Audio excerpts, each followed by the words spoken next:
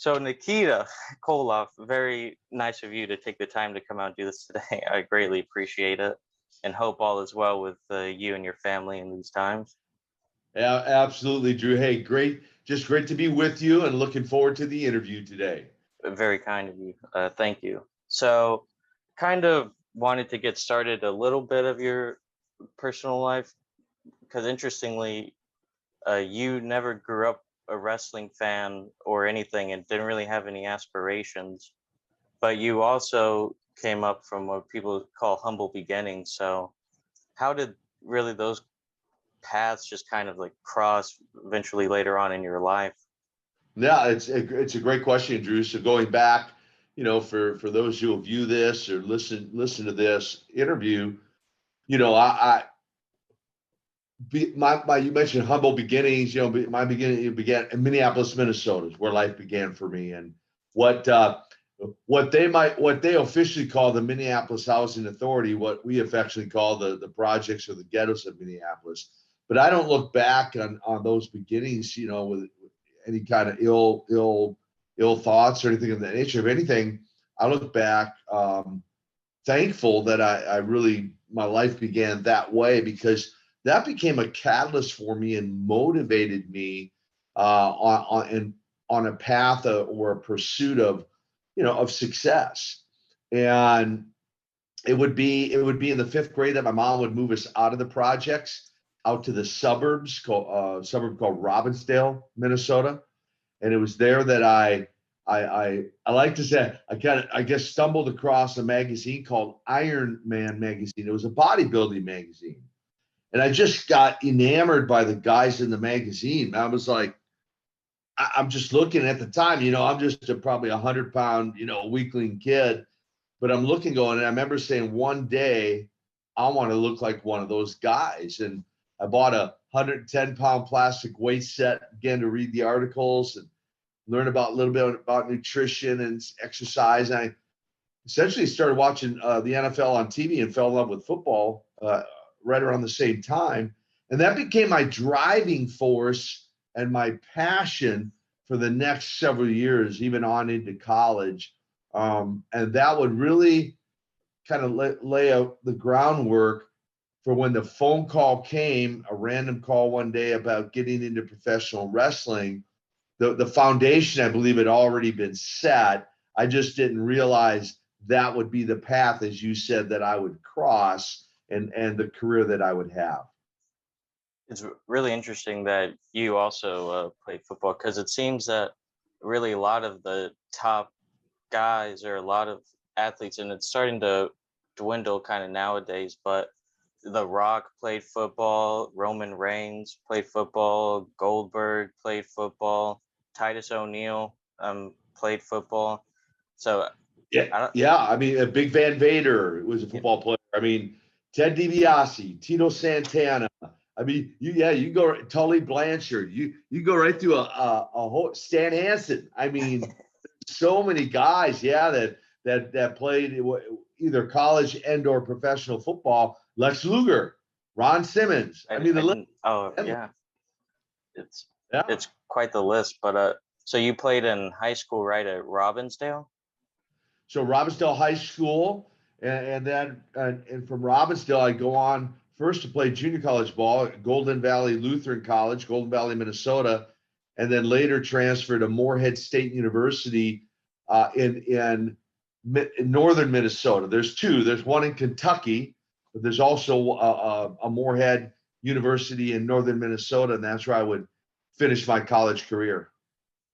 And how much did kind of getting into football really, especially college, with the improve?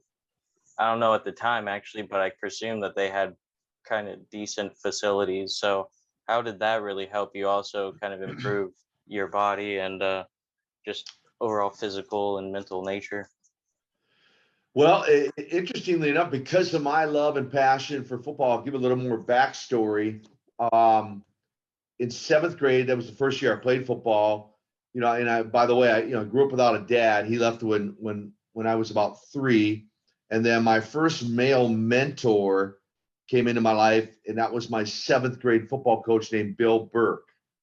And that's part of the reason why I went to Golden Valley Lutheran College. He would later become the defensive coordinator over there. And I knew several of the coaches. And so I went because at the time they were the #1 junior college team in the country. And interesting, because of my background, they didn't actually have all that great of a weight room. I put a lot of effort into building out that weight room and the time I spent there. I mean, from fundraisers to purchase equipment and just upgrade the training facility there for the football players.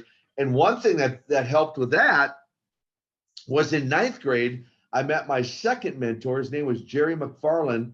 He was the health teacher, but he was also a professional bodybuilder. So you might guess with the magazine I picked up at age 12, meeting Jerry McFarland just a few years later, and then gleaning from him as far as nutrition, exercise, bodybuilding, and even I used to help him make equipment after school for the junior high facility. So I had a lot of experience there. So I really, I feel I was instrumental in helping to upgrade the facility, both at the junior college, but also at Morehead State. Because I ended up, all the years I was in college, I ended up I was on a work program for the school and ran all of the workout facilities there. So had a lot to do with upgrading it, but also motivating me to get in the best shape I could possibly be in, to excel in football. And is that kind of influence really just what motivated, and experience really what motivated you to open the gym down the line? Just all the things you said. Actually, that's right. I later, actually during the wrestling career, me and another wrestler named Gene Legan went in a partnership and opened up a couple health clubs in outside of Charlotte, North Carolina. And eventually, once I left wrestling, walked away and retired from wrestling, I was solely for a while running the health club, and then realized I'm not running the club's running me, because of how many hours that it consumed of my day. And I would eventually sell the last club off and move on to other ventures. Yeah, it just shows running a lot of businesses is incredibly difficult.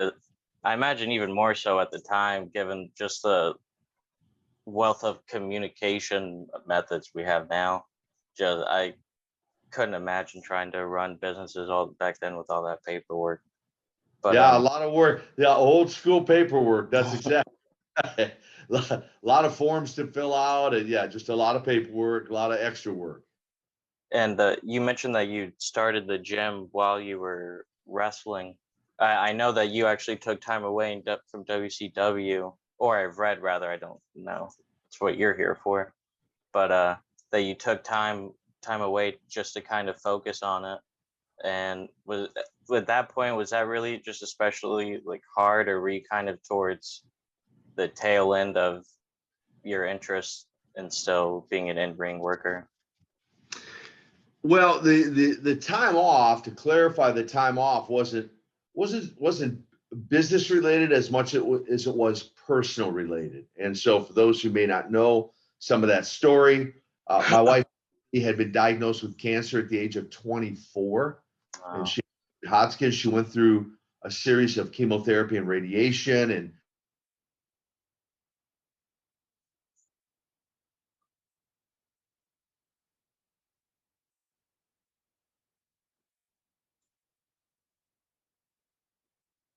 There seems to be some technical difficulty. But it ended up coming back with more vengeance. And it was at that time, at that moment, that I told WCW that I was going to step away, take a sabbatical, if you will. I mean, I'm in the peak of my career, really, right? I'm main event.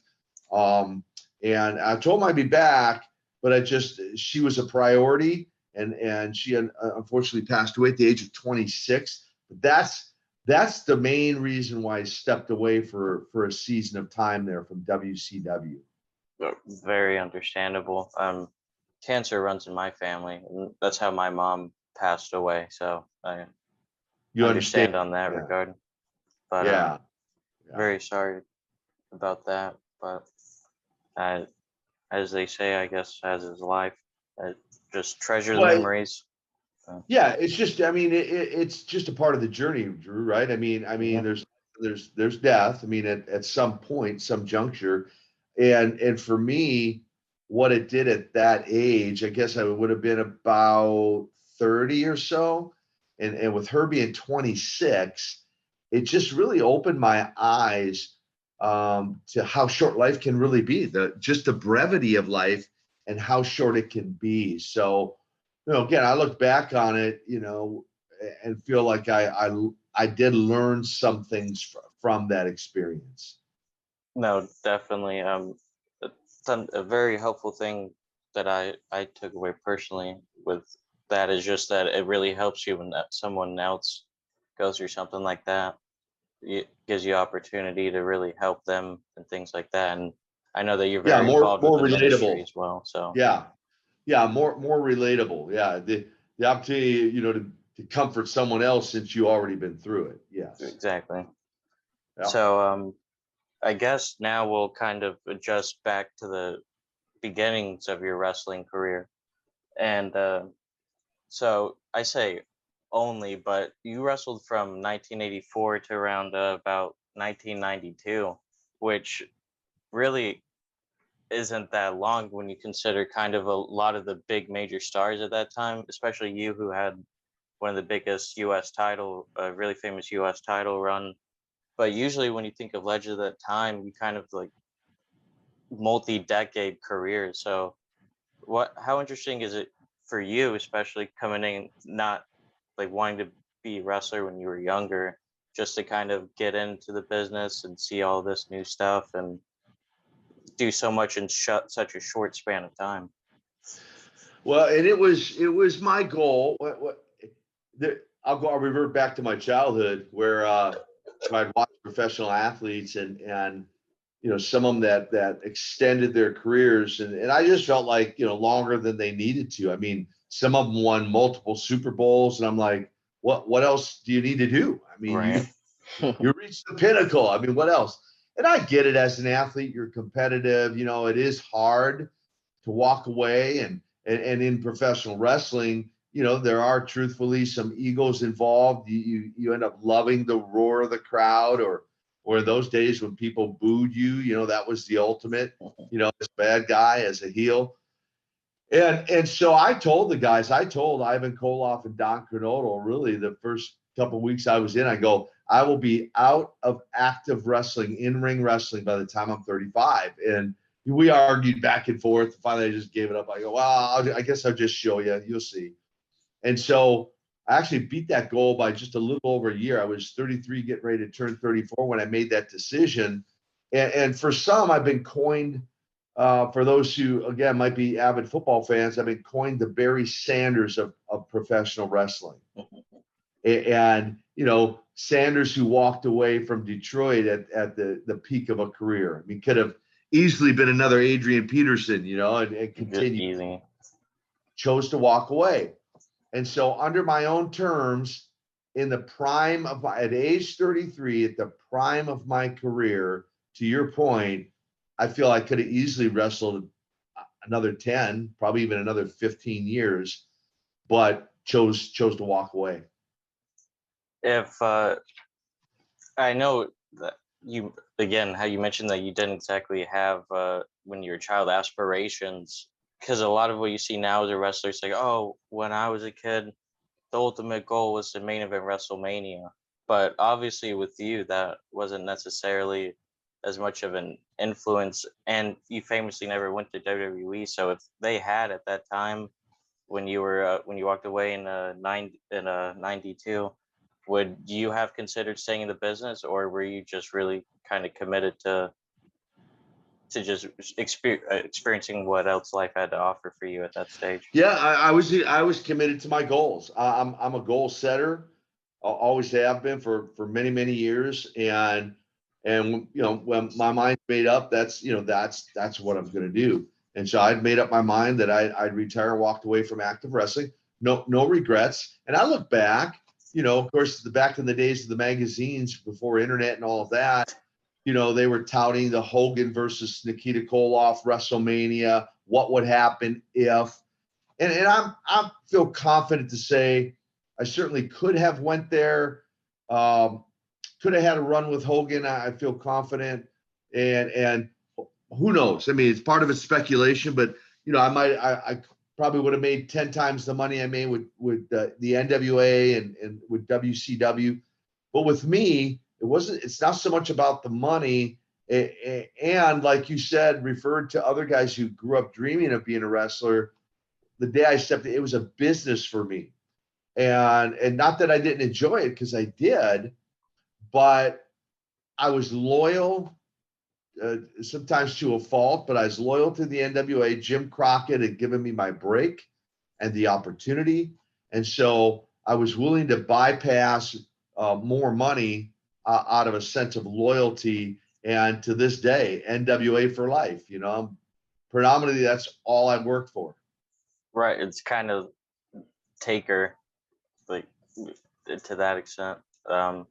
Even if you could make more money, it's just, there's a lot to be said about your comfort and your just being morally confident and clear-minded and being around people that you like. And so it's a lot to be said about that. Well, and we had a great, back in those days, we had a great crew. And there's different personalities, so you don't necessarily get along with everybody, but for the most part, there was a lot of camaraderie in the dressing rooms. Typically, guys went out and worked hard in the ring against each other, and we drew some great crowds, and so there is a lot to be said about that. Enjoying who you're working for and working with. And you since you brought it up, who you working with, you got to work with some really great people. As you mentioned, you brought in as Ivan Koloff's nephew, so right away you're already getting some pressure put on you. Was that at all concerning to you, or just knowing right away? Or I mean, it was just kind of matter of fact, right? It was like, I mean, I knew ahead of time, the storyline of a nephew for Ivan. Now, I had never met Ivan till the day I walked into Jim Crockett's office, and I'd only had a 5-minute phone conversation with the promoter, Jim Crockett, prior to walking in his office, and made sure he understood I had no amateur wrestling background. I had no professional training whatsoever. I had never been in a wrestling ring or hit a rope. He said he understood that, and told me what day to be in his office. And I said, anything else? And he goes, have your head shaved bald. I go, that's it. He goes, that's it. I go, I'll see you then. So I walked in the day he said to be there. I drove to a city I'd never been, with everything I owned to my name and all the money I had to my name, which wasn't much, and walked into an opportunity, and with no training or background. And when we finished up that day, they said, be in Raleigh, North Carolina tomorrow night at the Dorton Arena. You're going to wrestle on television. So you're asking about pressure. I don't know. I fully feel the gravity of that at the moment. Looking back now, I'm like, and Don Kernodle says all the time how insane it was just to thrust me out into the ring. But I was fortunate to be able to pull it off. And I'm a good student. I like to think of myself as a good student, and very teachable and coachable. And that's what led to the meteoric rise in my career. yeah, I was really surprised when I saw that you had absolutely no training, because I'd seen some of your matches when I was a kid, all in third grade. All of my friends, that was when everyone was into wrestling, and I'd never watched it or known anything. So I was playing catch up. So I went to the library and I just started checking out every wrestling book. So they're talking about things that happened last night, and I'm reading about various wrestling cards different territories in the 80s. Like, oh, got my, look at this picture of Bob Backlund, guys. Isn't it just so awesome? And it's like, what are you talking about? It's all about John Cena. So I had Yeah. discovered like your older matches, and one of the first books I read, they raved and raved about you and Magnum TA. So when I was a kid, I watched those matches, and I watched them again while I was preparing, and it was very surprising that you say you didn't have any like training, because you looked like at the time just like you fit in very well. So how much pride did you take in being able to learn quickly and improve your craft on such a intimidating scale? Yeah, in such short notice, right? So I mean, anything I've ever done, Drew, I mean, it doesn't matter what it is, whether it was weightlifting, football. I mean, I worked out this morning before this interview, and I started working out 50 years ago. And so to illustrate anything I've ever done, I've been all in, if you want to say, whether it's that football, you know, eventually wrestling. And so what Ivan and Don and I would do every single night those first 2-3 months, you might call it on the job training. What we would do is we'd get to the town 2 or 3 hours early. They'd bump and thump all over the ring, teaching me the mechanics of wrestling. I'd have a very, very short match, usually a single match, sometimes a handicap match. They'd have a world tag team title defense. I'd sit in their corner. Ivan would sit in my corner. And then on the drive home every night, we just talked about the old school psychology of wrestling, why they did what they did when they did it. So I paid attention to the fan reaction as they were doing things in the ring. So when I say I became a student, I mean, that's exactly what I did. And as I said, fortunately, you might say I was a quick learner, and that was, and I got to work with, eventually with in my first year, some of the legends of wrestling. That helped as well. It's how long did it take you to pick up on the in-ring psychology? Because that's something, even it was preached as being so important, but within the last 20 years or so, there's been kind of a rapid decline in terms of like kind of building a match. It's kind of more like of doing like spots, that's just the way things evolve, which is fine. Not to say that it's not good, but there's a lot to be said for the good quality, like and psychological matches. So really getting trained by them is obviously very beneficial, but how long did it take you to, you think, pick up on it? I mean, again, I was a pretty quick student, but for your viewers, for your listeners, understand the product you watch today. You brought out a very significant illustration or point of why the product looks like it does today versus what many of the fans have told me the 80s and 90, the early 90s was the golden era of wrestling.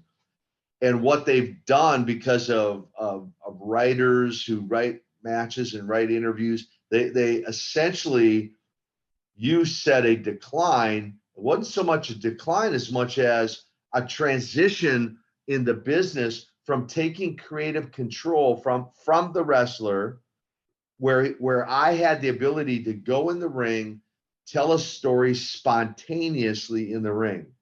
That if the fan wasn't buying into it, I could change it up in a second in the ring and do something different. So I learned that pretty quick. And the difference in, even when you watch fan reaction back then, that's the difference of why the fans even reacted differently back then versus now, because now it's so exposed, right? Everybody knows that, the match is written out and they go in and perform it. And again, taking nothing away from their athletic ability, but if the fans not buying into the match, you still go through all the spots and do the whole deal, whether they're buying into it or not. And that's the main difference why the product looks like it does today versus the product back then. I think personally, it mainly has to do with no more ring psychology. That's been that art has died. I was watching your Wrestle Warrior War Games match that you were in WCW, and I saw they got a steel pipe and they hit somebody in the leg, and right away the person put him in a leg lock. It's beautiful. I was like, great, that makes so much sense. And then, like, within, like I said, it's not just now, it's like within the last 20-25 years, like, hit someone in the leg with a steel chair, then put him in an arm bar. Like, what are you doing? Right. Yeah. Great point. But I asked the same question, Drew. What are you doing? You hurt his leg. Why are you working his arm now? To great point. Great observation on your part. Do you think that it's a lack kind of traditional training? Because, it's a lot of it's kind of athletic, and obviously guys are getting trained, but they're kind of, it seems like focus isn't placed on psychology as much as physical ability. It's not, and it has nothing. They do all get trained, but they're trained on the mechanics of wrestling. Mhm. And then somebody else is, in many cases, at least back in the day, I don't know about now. I'm not familiar with who all the writers are and all that. Right. Back in the day, many of them had never wrestled a day in their life and didn't know. So how would they know psychology of wrestling? They never wrestled. And so the guys today are athletic enough to go out and perform the mechanics, but all they have to do is follow the script. Yeah. And so it has nothing to do with them not learning psychology. They are not given the opportunity, from what I can tell, to go out and utilize psychology in telling a story. They just go out and tell a story that's been written for them.